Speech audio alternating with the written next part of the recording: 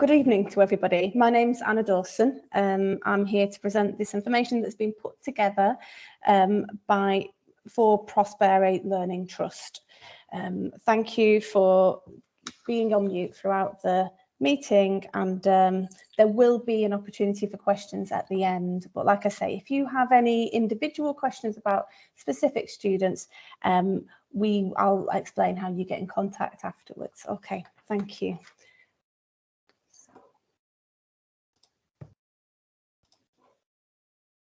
I'll just get my slides up and running.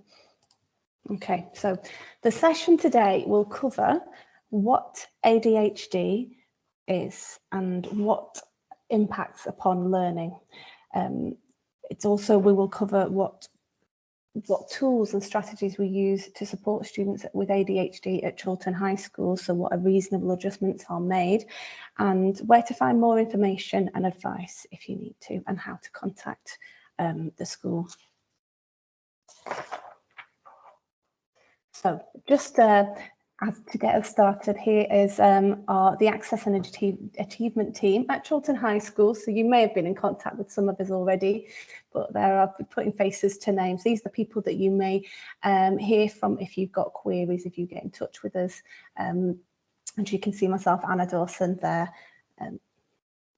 With Shelley, and Sarah Wickstead is also joining us today. She's just moderating the chat if needs be and helping with technical support. I think, Sarah, there might be someone waiting to get in to the lobby. I'm not sure if you're able to admit. Okay, so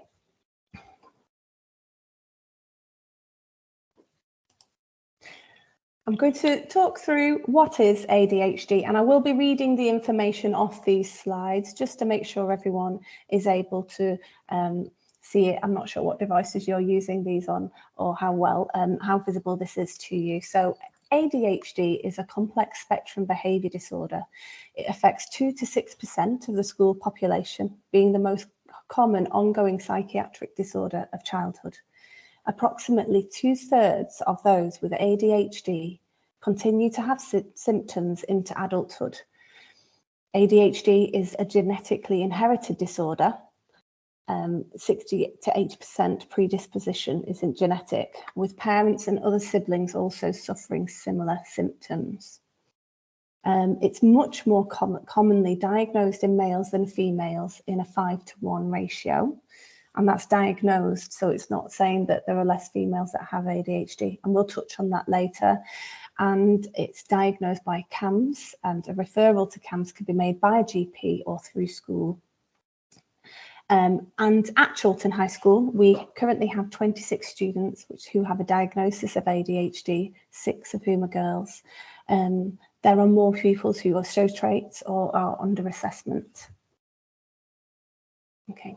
So ADHD is associated with the part of the brain controlling executive functioning in the frontal and prefrontal lobes. These are the areas that control behaviour, planning, reasoning, response control, and inhibitions. So here is a sort of definition of ADHD. It is a complex syndrome of developmental impairments of executive functions, and I'm going to go into more detail on executive functions on the next slide. It's the self-management of the brain, a symptom of mostly unconscious operations, and these impairments are situationally specific, chronic, and significantly interfere with functioning in many aspects of a person's daily life. So as you can see from this definition, different environments and tasks will affect learners with ADHD differently, and all learners are different, so it will present differently with each child. So just to explain what executive functioning, the executive functions are here and that are impaired by the ADHD. These functions work together to help us complete everyday activities and are very useful for schoolwork and learning, but just everyday life. So self-motivation to organise, prioritise and start work, focusing, sustaining focus and shifting focus to tasks, so switching from one thing to another, regulating alertness, sustaining effort and processing speed, managing frustration and modulating emotions, utilizing working memory and accessing recall, and monitoring and self-regulating action.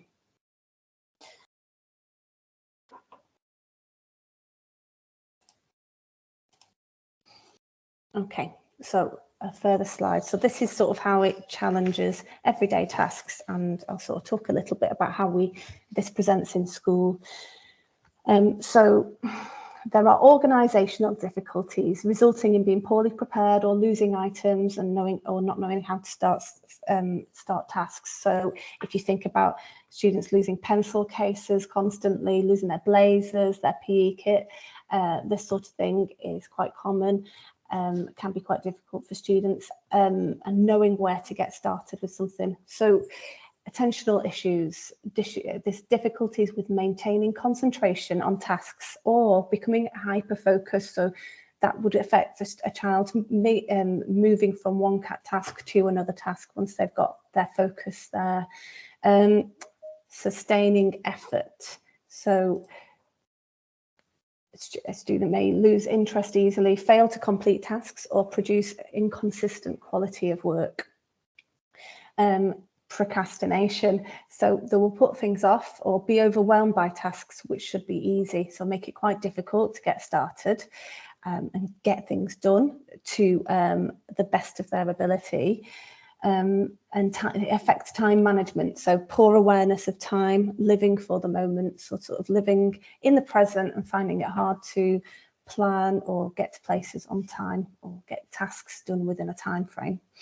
And sleep issues. So there could be poor sleep habits, struggling to get to sleep, and then maybe because of that, or it's related, just difficulty getting up in the morning. And you can see that all of these do have an impact on sort of every day for a person, especially the demands of a school.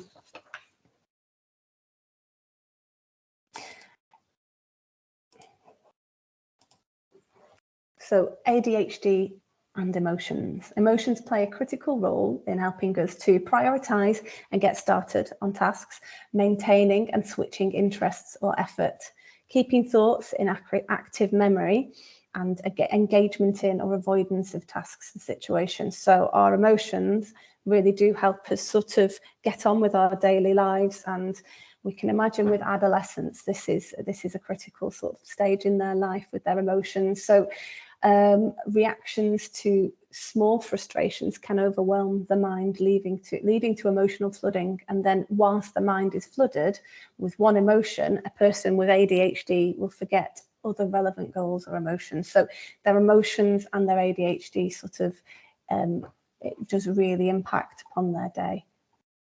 And so I just said I'd mention girls specifically.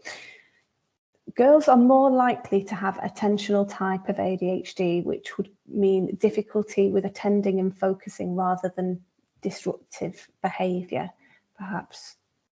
As many as 50 to 75% of girls with ADHD are not identified, and girls who do get identified are diagnosed on average 5 years later than boys, missing 5 critical years of support. Studies have shown that teenage girls with ADHD are likely to be clinically depressed or have anxiety disorder, or they're more likely to have anxiety disorder than girls without ADHD. So we can see there is an impact there, whether that's, and there's reasonings there if it's not been identified, and it is more difficult to identify with some young people. And there is also, I would sort of touch on that ADHD can occur alongside other difficulties. So there's a sort of a small list there. There's these all can affect sort of learning and executive functioning as well as emotions. So there's dyslexia, Erland syndrome, oppositional defiance disorder, conduct disorder, depression, Tourette's syndrome, anxiety, learning disabilities, language and hearing difficulties, and autistic spectrum conditions or disorders. So it can make things more complicated if you've got another need alongside ADHD.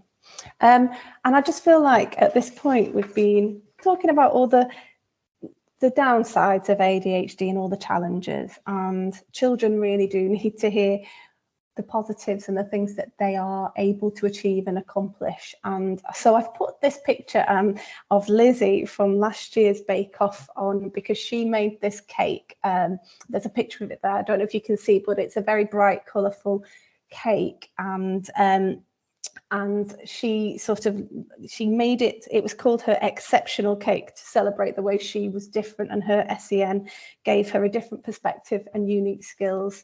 So it's about helping our young people understand that they may work in a different way to their peers or other people, or the way people would expect them to work, but that isn't always a downside, that's not always a negative. So if they're distractible, that can mean that they have a high level of environmental awareness.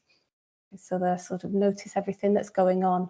If they've got a short attention span, but with periods of intense focus, that can mean when they're highly motivated, they respond well.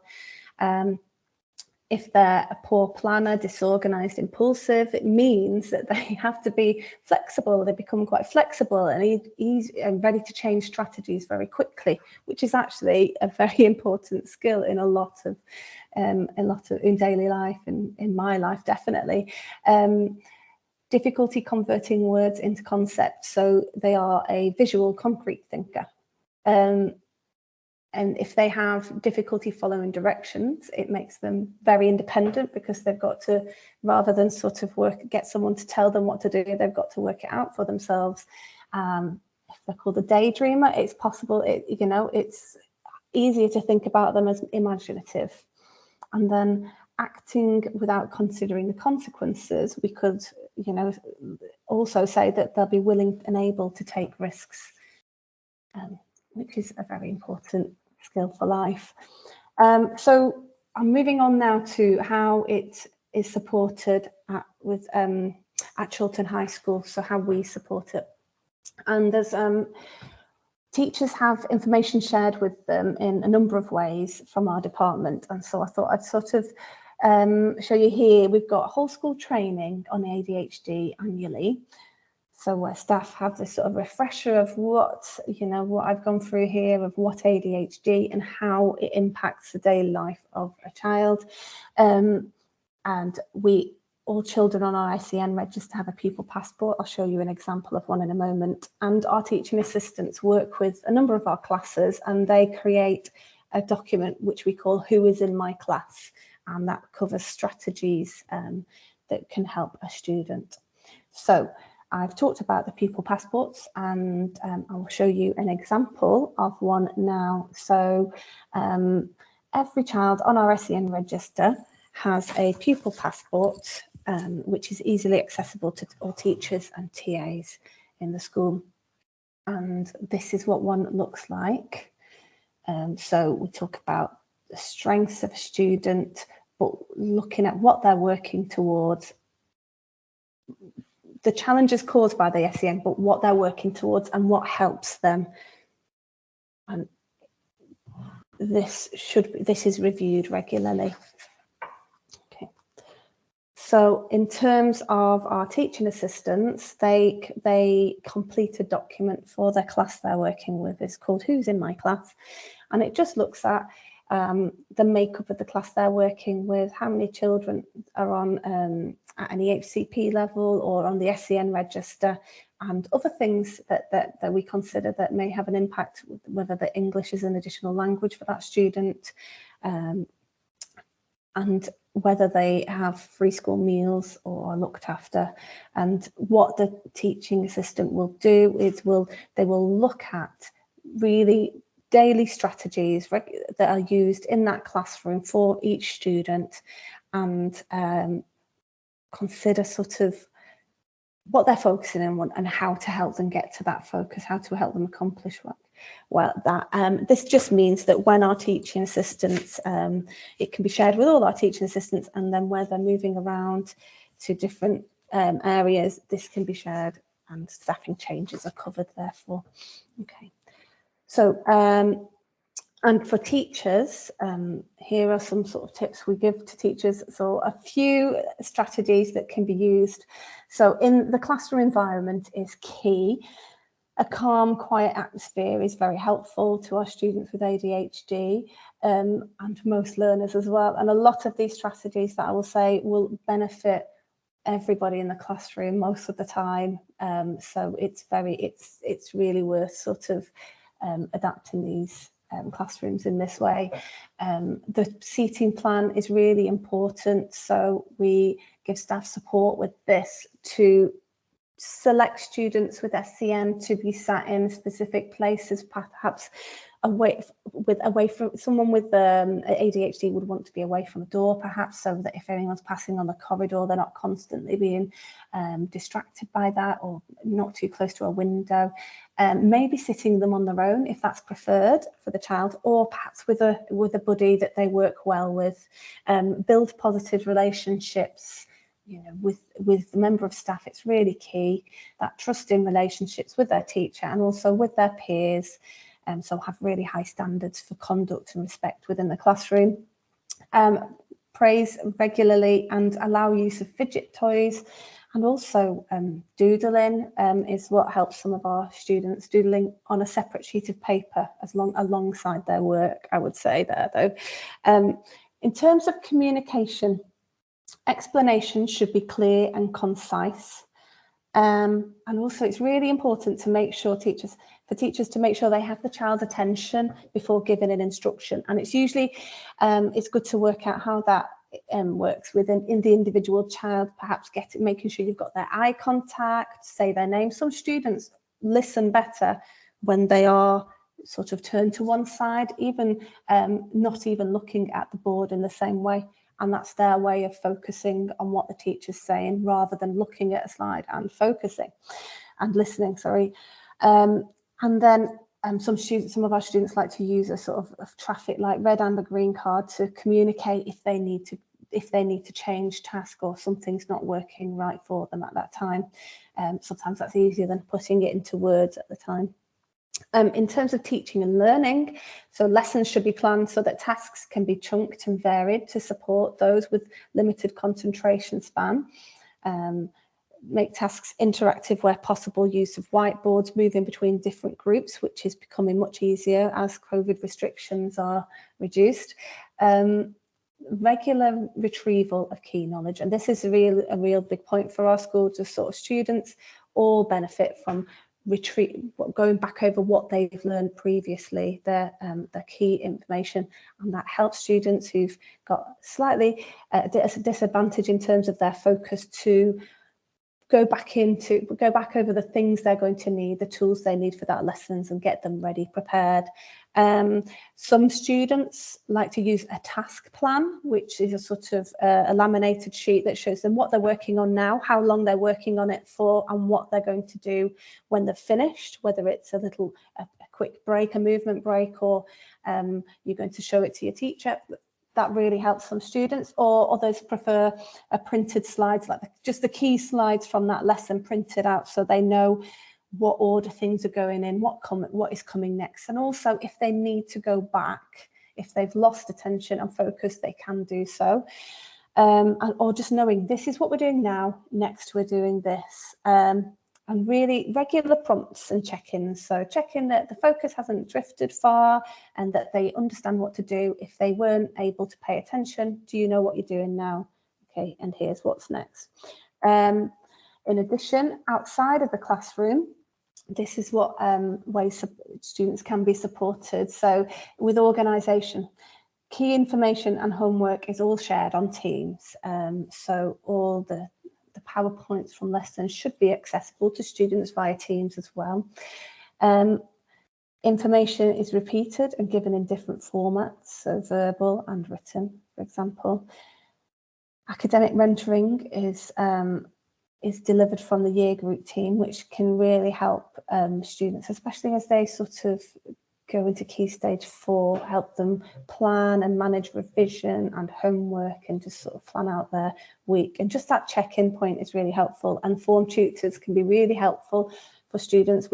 Form tutors, we go through exam timetables, key messages and revision timetables before any progress checkpoints. With regulation, so to support a child's regulation and to minimise those sort of minimise all of the difficulties that may occur during the day. Regular movement breaks can help.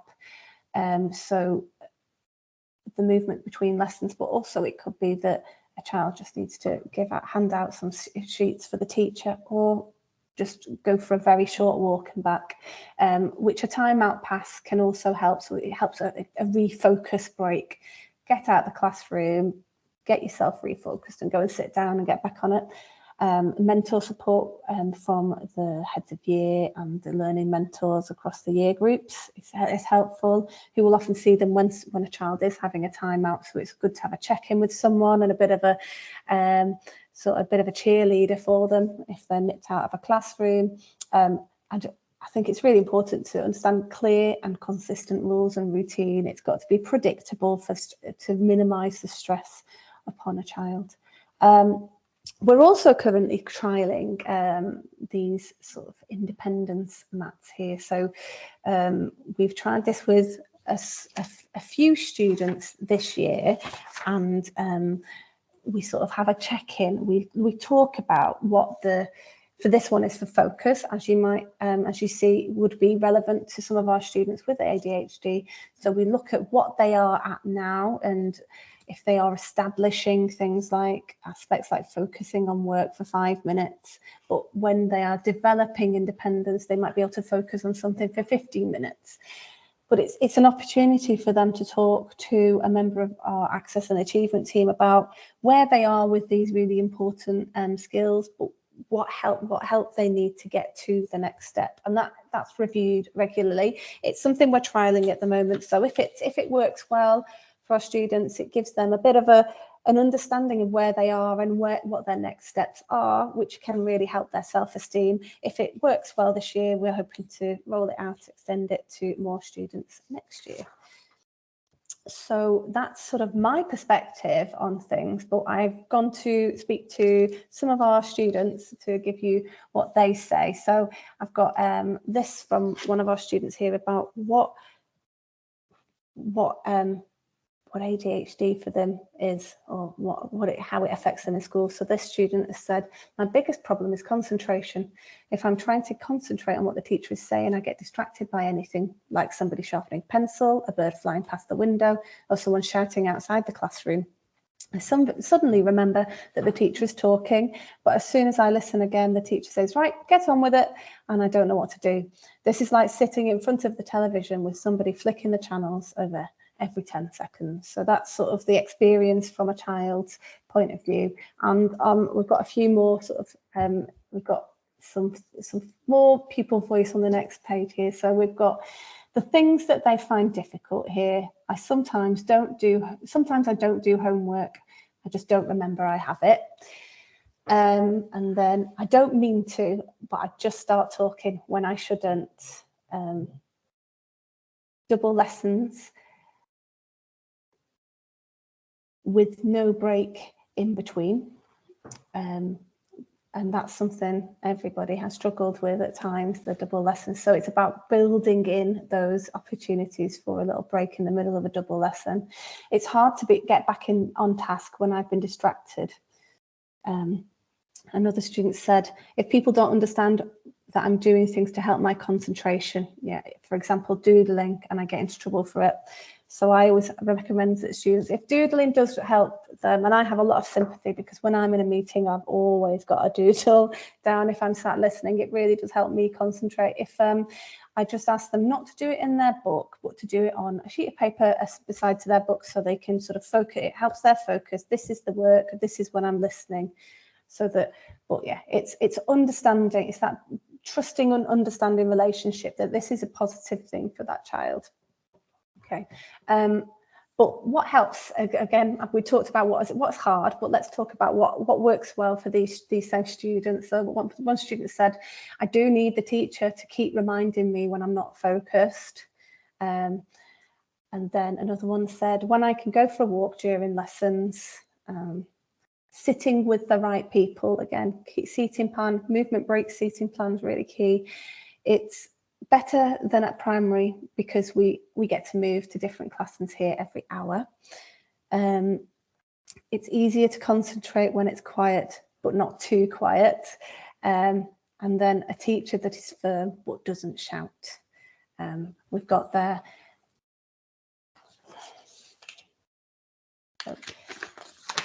So that's sort of a bit of a whistle-top tour sorry, of what ADHD can mean for some of our students and what impacts it has.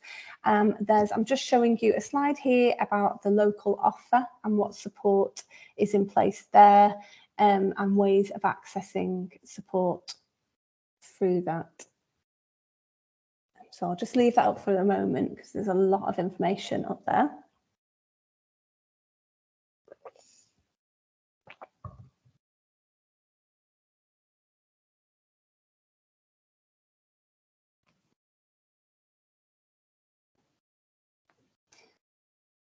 And then I'll just put here's my details. So I introduced myself at the start, but I know some people joined us a little bit later than that. So I hope you've managed to pick up where we got up to there. So yeah, my name is Anna Dawson. I'm Assistant Senko at Chiltern High School. I focus on year 7, 8 and 9 pupils. So if I will sort of have a look at the chat now. I know Sarah's been sort of responding to people here as well. But so if you do have any questions, there's an opportunity for that. I think we've got about 10 minutes, just over 10 minutes left. So we've got an opportunity for questions now. But if you have specific questions about your child, please don't ask them now.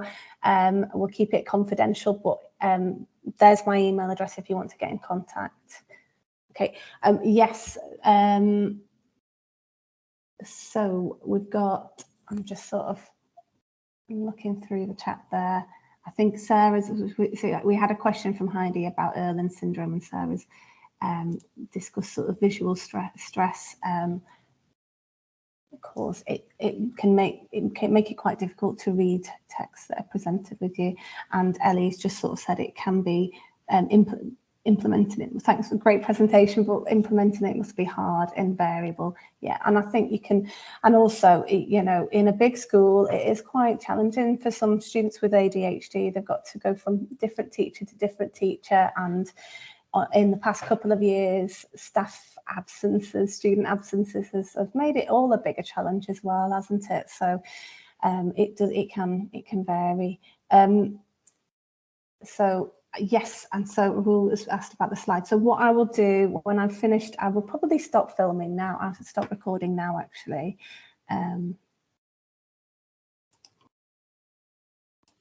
I can just do that. There we go.